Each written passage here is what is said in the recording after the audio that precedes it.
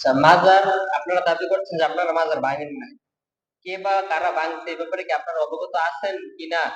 আর সেই ক্ষেত্রে যদি আপনাদের লোক না ভাঙে থাকে, কে ভাঙছে, কে ভাঙতে পারে বলে আপনারা মনে করেন? আমি আমার সম্মান দিকে আমার ভাতিজা ফয়সালকে ধন্যবাদ জানাই। অত্যন্ত চমৎকার প্রশ্ন তুমি করছো বাবা। মাজার কে ভাঙলো, এটা তো আমারও প্রশ্ন, এটা আমারও প্রশ্ন। এত মাজার ভক্ত আছে, কারণ হাজার হাজার দেখতেছি মাজারটা দিনে দুপুরে পরিষ্কার স্পষ্ট ঘোষণা দিয়ে ভাঙলো।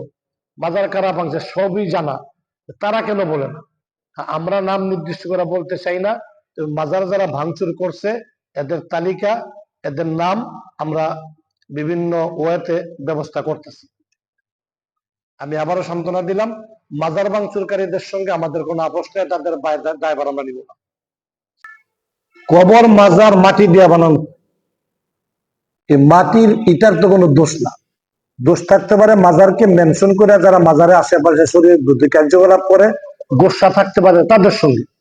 আমরা মাজারকে সামনে রেখে যারা শরীর বিরোধী কর্মকাণ্ড চালায় এদের বিরুদ্ধে স্পষ্ট ভাষায় কথা আগেও বলছিলাম, এখনো বলি, মরণ পর্যন্ত বলবো। কিন্তু আসলে বিজ্জাত নফসে মাজার কবরের সঙ্গে আমাদের কোনো দুশ্মনী নেই। এই মাজার যারা ভাঙচুর করছে যা দুঃখজনক, এগুলাকে আমরা সমর্থন করি না।